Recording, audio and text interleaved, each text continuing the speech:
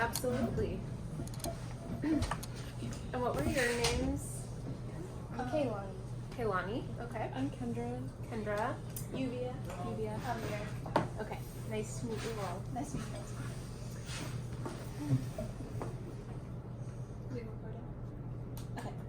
Cool. Thank you. I just want to thank you for coming. Yeah. And thank you for coming back because I know you said that you came last year for science class. Mm-hmm. Yep. Okay. To start, can you tell us a little bit about yourself and what you do at Clackamas County?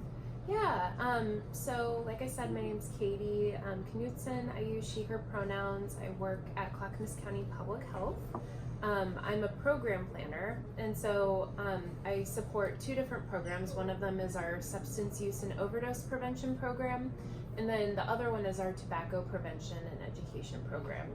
And so that work within public health focuses a lot on data and surveillance. So we do a lot of tracking kind of the number of overdoses in our county and different trends, what types of drugs are being used, what people are dying from, and then a lot of work, we call it policy systems and environmental change. So I don't really do any kind of one-on-one like counseling or treatment with people, but I kind of do more work with the providers and doing kind of systems level change to improve access to treatment,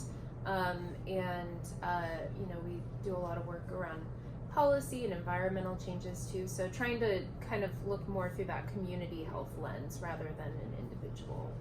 So yeah. So you study, or not study, but you look at a lot of data about drugs.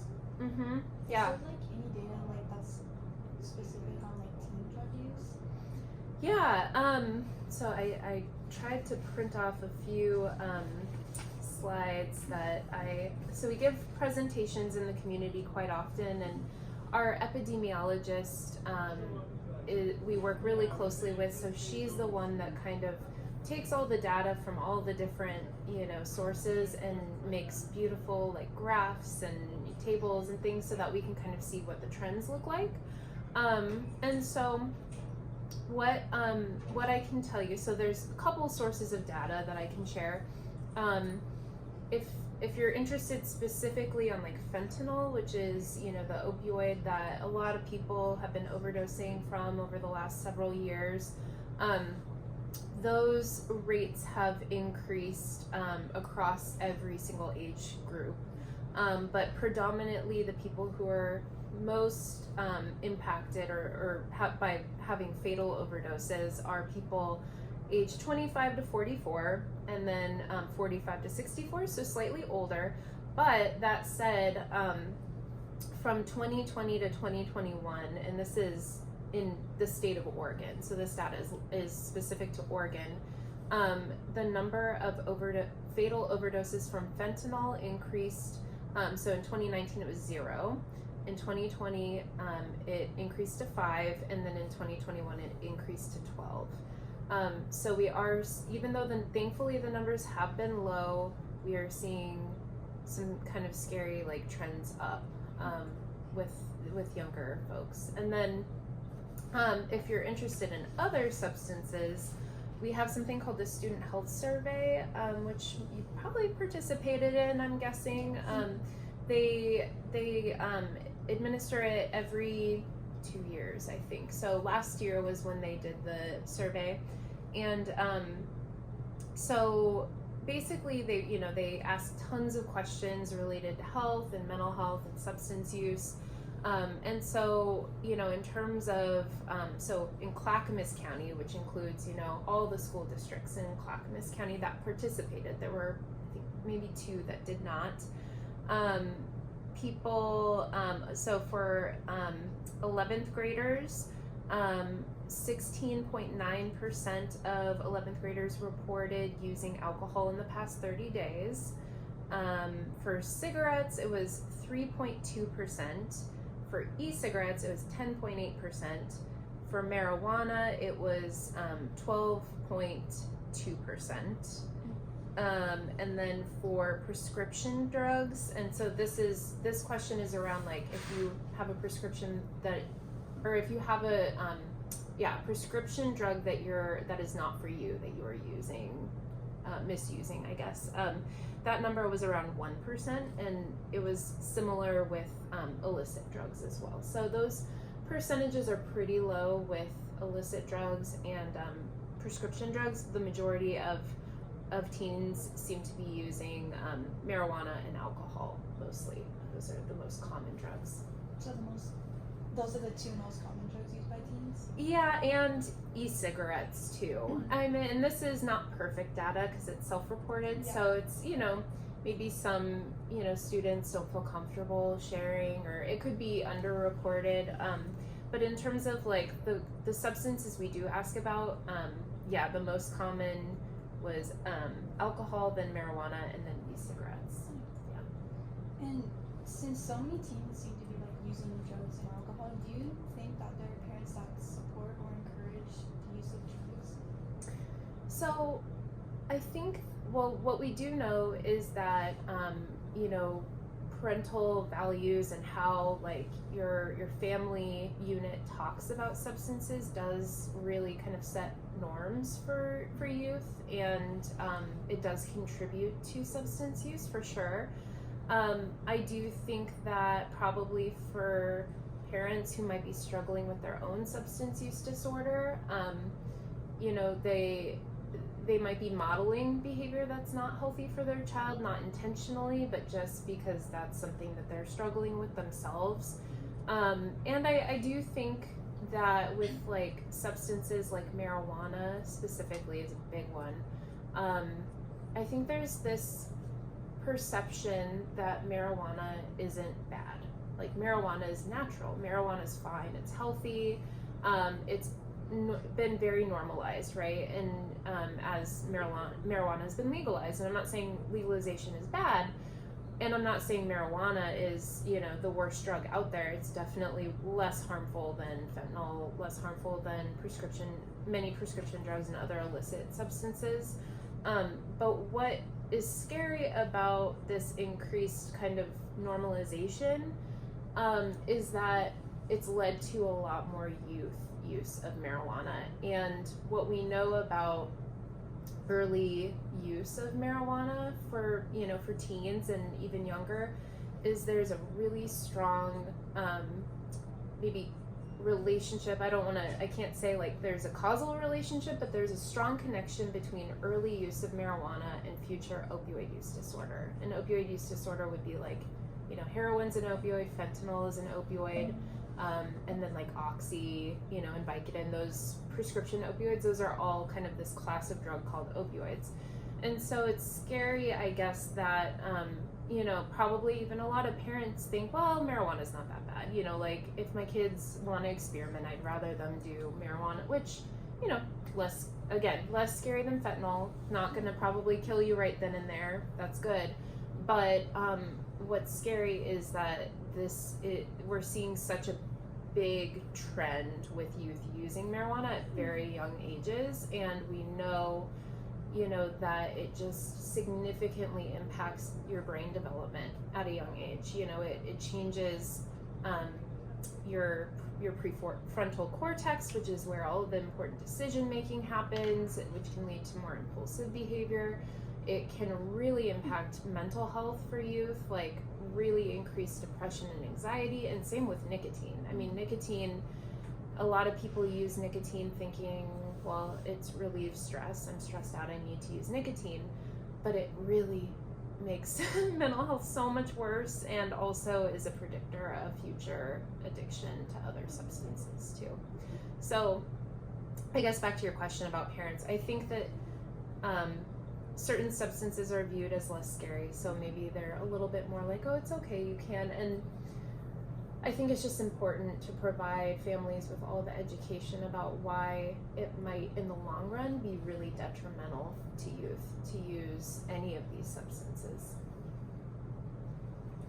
Do you know what is the likelihood of people getting sober when they have started using drugs from a young age?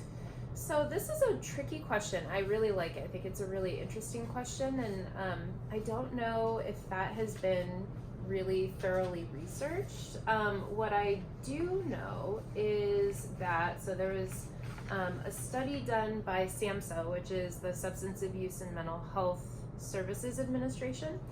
And so basically, of all the people aged 18 to 30 who are admitted into treatment for substance use disorder, they, they asked about what age youth initiated substance use, and the findings are really interesting. So around 3/4 or 78% of 74% of people began using substances before the age of 17, and then another 10.2% initiated use before the age of 11. So what we do know is for people who do end up with substance use disorder later in life, the majority of them did start using substances at a very early age, most likely before the age of 17. Now, in terms of, kind of your question about the chances of, being able to be sober or, successfully in recovery, I guess the main message I want to send is that while recovery is really hard, it's fully possible. It's possible for everybody. I think having like a family support system or a network of friends and community is incredibly important for success. I think there are certain types of treatment and recovery programs that are a little bit more effective or work better for one individual than maybe another, because everyone's journey to recovery looks different.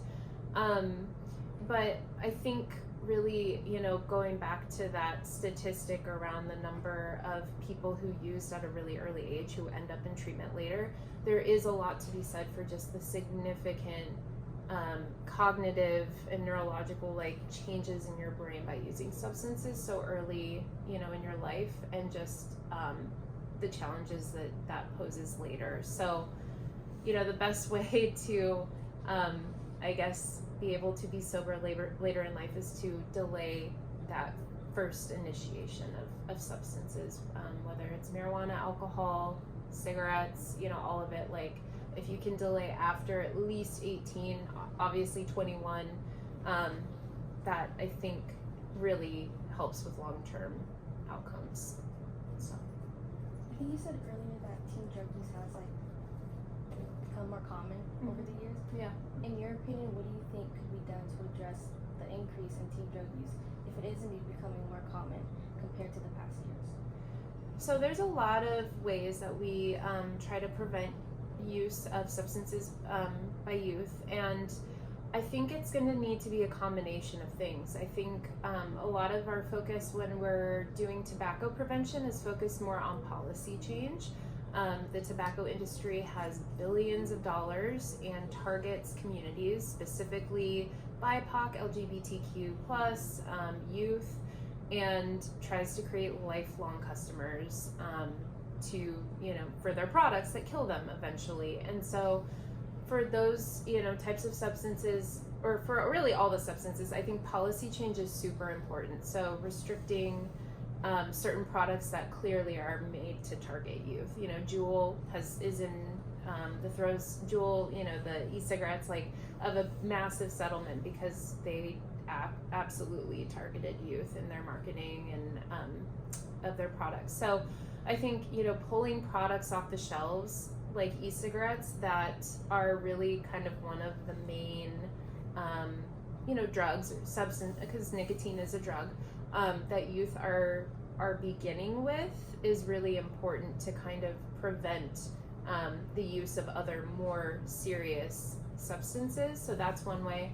But I think a really big way is acknowledging that you all are living through some hard stuff. I was gonna say a different word, but you're living through a lot of hard stuff, and mental health is so tied to substance use in many different ways, right? And so we know that youth are struggling with mental health and with specifically depression and anxiety, and so we need to address that. I think that is one of the biggest root causes of substance use by youth, is you're dealing with this incredible amount of anxiety all the time and depression, and so I think, you know, that's another way that we really need to kind of address the larger problem. Better support. Do you know where the most common places for teenagers to use drugs are? Most common places. That's a good question. Yeah, I don't, because I am far from being, you know, a high school student and don't have kids that age, but I'm thinking that with friends is probably one of the most common environments where it would occur, and I think there's probably a lot of reasons for that. I think peer pressure, definitely. I think a sense of belonging, you know, like you feel like you're a part of something, and if you don't partake, then you don't feel like you're a part of it, I think is a big one. And so, yeah, my guess would just be like wherever you hang out with your friends and kind of are in like a less obvious environment is probably where a lot of youth are using substances. Do you know what the potential consequences or risks associated with drug use in these common places for teens are?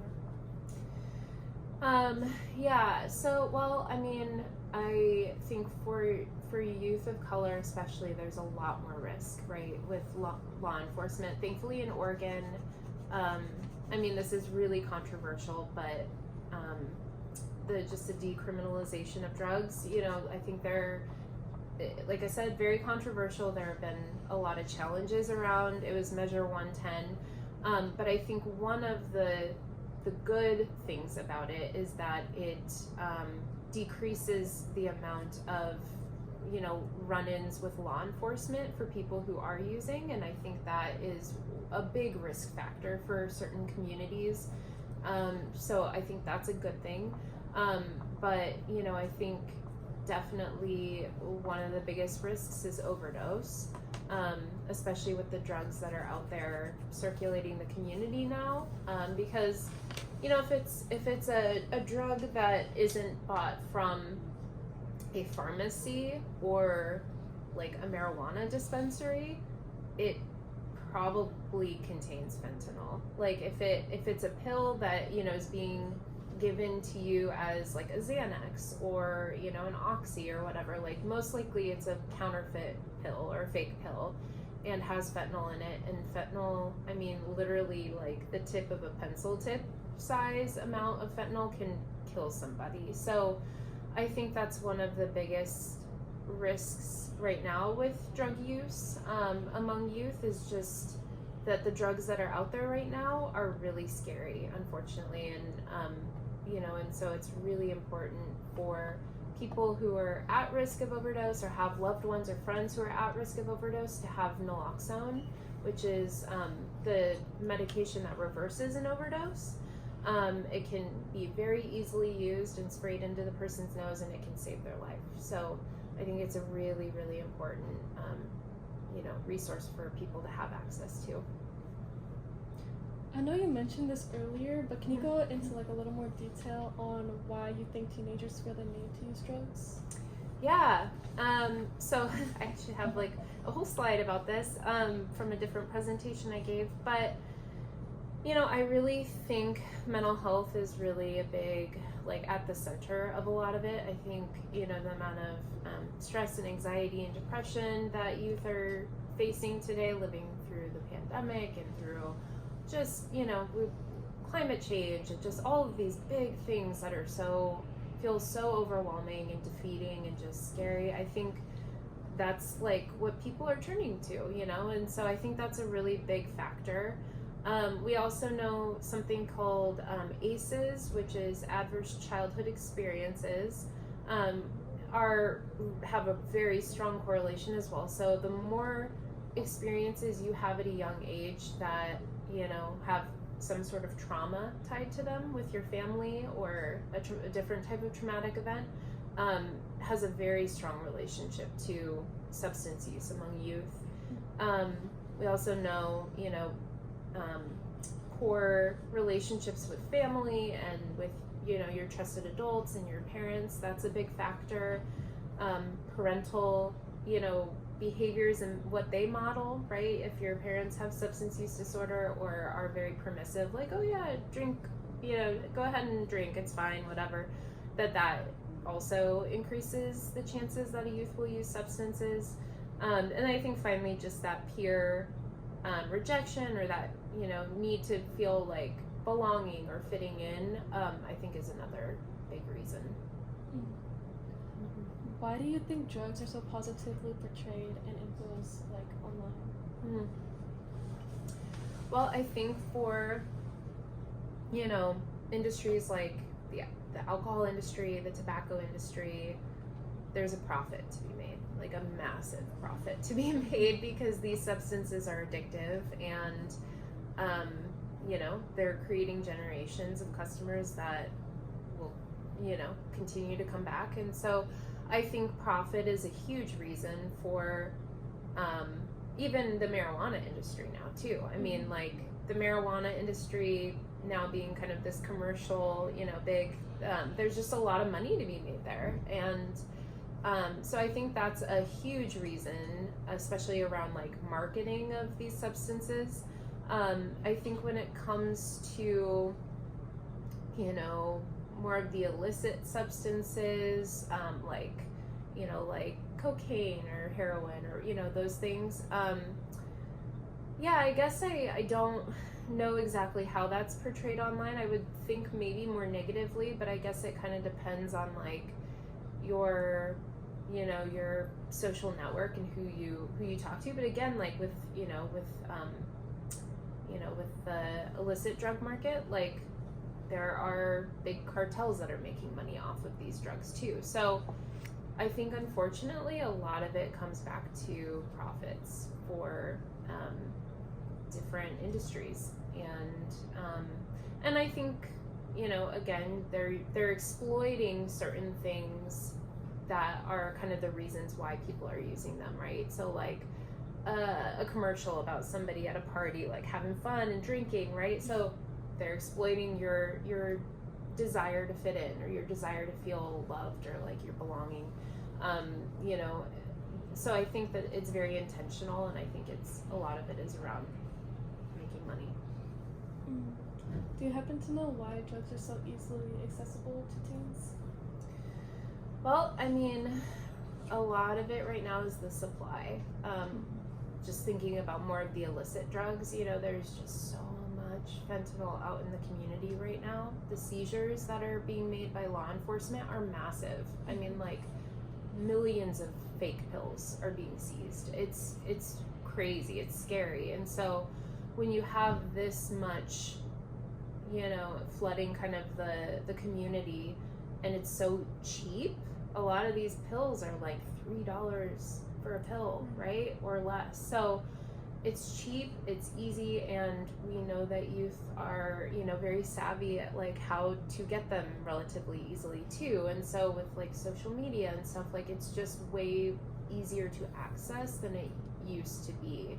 And you guys are smart, so like, how to get what you want, right? Like, so I think that I think that those are a lot of the things. And then I think with more of the substances like marijuana, alcohol, tobacco or nicotine products, I think that those, again, it kind of comes back to perception of risk. With those substances, they're viewed as less harmful.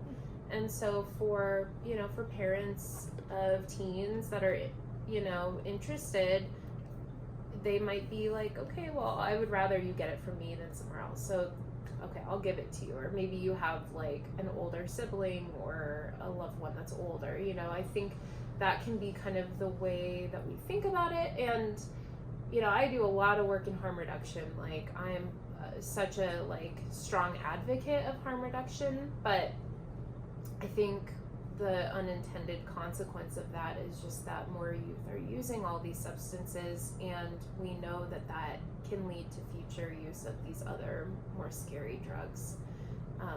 So, yeah. Hi. Hi. Okay. So I know you mentioned peer pressure earlier, and I was wondering if when people do peer pressure, do you think it's like intentional? They're like, oh, I want this person to start doing drugs, or do you think it's just like for fun? Yeah, I would imagine, and I don't know because I'm not like a psychologist, but I would imagine that a lot of it probably stems from their wanting to also feel a sense of belonging. So if I'm using alone, what does that mean? How does that make me feel? If I have my friends around me who are using with me, that makes me feel, like we're a part of something, or that we, and I would imagine that that's probably more of the place that the person would be coming from. I don't think there are probably many people who are like, oh, I really want to get my friend addicted to drugs, or I really want my friend to overdose or anything. I would hope that's not the intention for many people. But I think these norms are so deeply ingrained in us, and we set the norm within our social circles without even realizing it a lot of times, and so I think that those social norms are really a big at play. Kind of this sense of like, well, if I don't, then what are they going to think of me, or what? And I think that's just unfortunately probably at the root of it. Thank you. So my next question was, should teens reach out to their parents even if their situation is different, where their parents might be a little abusive in any way, and how? Yeah, so you mean like in a situation where if they're struggling with substance use, or or they're like thinking about using substance in any of those situations? That's a really tough question. I think, if your situation at home isn't safe, I think it's really important to find another trusted adult to talk to, and those exist, within your schools. You've got counselors and teachers, you've got like across the way, I think the health center over there that has therapists. There are places, and if you're over the age of 15, you can receive treatment for substance use without parent consent. And it's confidential. So if you seek out any kind of treatment for substance use, whether that's like, I need naloxone because I'm worried about overdosing, or I have a friend I'm worried about overdosing, or if that's like, I need to get into treatment because I have opioid use disorder, like all of that is confidential. If you're over the age of 15, you can go to any behavioral health provider and get that, access that kind of help. If you're under the age of 15, there's a new law that just passed in the Oregon State Legislature just this year, that now allows people under the age of 15 to also access those services, confidential, without parent consent, if they live in a home where it's dangerous for their parents to know about it. And so that removes barriers for people who are living in unsafe situations so that they can still get help. But I would say, if you do have like loved ones who you can trust, who are safe to go to, I think it's so important to do that. Thank you. My last question is, do you think it's possible for teens to use drugs in a beneficial way? Let me repeat that back. Do I think it's beneficial for teens to use drugs in a beneficial way? So, we have these different classes of drugs, right? We've got the opioids, we've got stimulants, we've got, prescription drugs, illicit drugs, alcohol, marijuana, nicotine, all these things. I would say by and large, all of them are harmful in any amount for youth. I think it's different if your therapist or your doctor prescribes a medication for ADHD, right? Like, that's a different situation. I think that that's a situation that warrants somebody to take that medication. I don't think that they should share that medication with their friend who's looking to kind of like get, high or whatever. And so that's where I think it gets a little tricky. I think with prescription medications, if you're using it the way it's intended to be used by your doctor for depression, anxiety, ADHD, I think those are good uses of those types of drugs. Illicit drugs, marijuana, alcohol, nicotine, I think those are all very harmful to youth and to your mental health and your developing brain. I just had one more question. Yeah. I remember earlier you mentioned Measure 110. Do you think that has played a role in like teen drug use because it decriminalized like small possessions of it? Yeah, it's really hard to say. I think this really controversial topic. I think what it has done, some of the really great things that it has done, is it's put so much more funding into treatment, recovery, and harm reduction services that some of them are specific to youth. So I don't know if you guys have heard of the organizations like Youth Era or 4D Recovery, but these are organizations that serve young people, and so now they can expand their services and really try to reach out to people who are struggling. And the cool thing about Measure 110, if it really was functioning the way I think everyone had envisioned it, is that for people who are written like a citation because they're getting caught with drugs, that gives that person an opportunity to, instead of getting a fine, to get into treatment. And so it's just so hard to say if it's increased drug use among teens. I think there is something to be said for consequences, and if there aren't consequences, what impact does that have?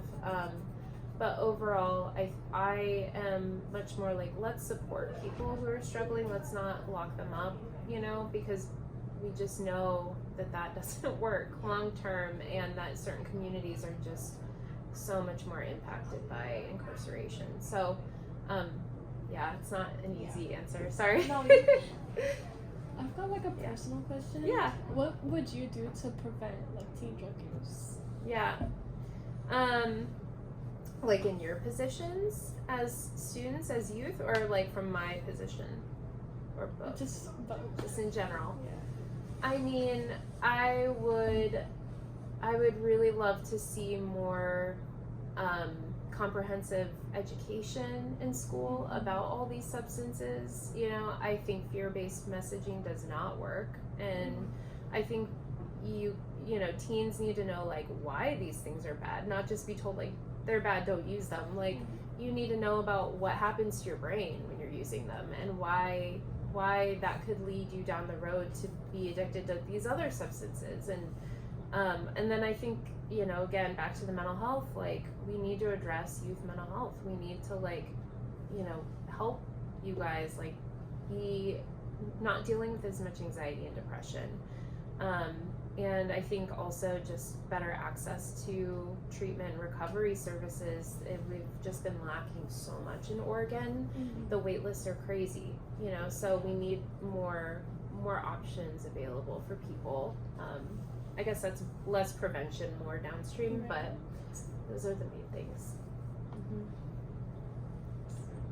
Thank you so much. Yeah. Thank Do you guys have more questions, or you're good? Okay. Thank you for your time. Yes, Yeah, thank you thanks so for much. asking. I love that your teacher does this. Seems like a yearly project. I think so. Yeah. So it's been great. Well, Thank you guys. Thank you. Yeah. Have a good rest of your day. you too.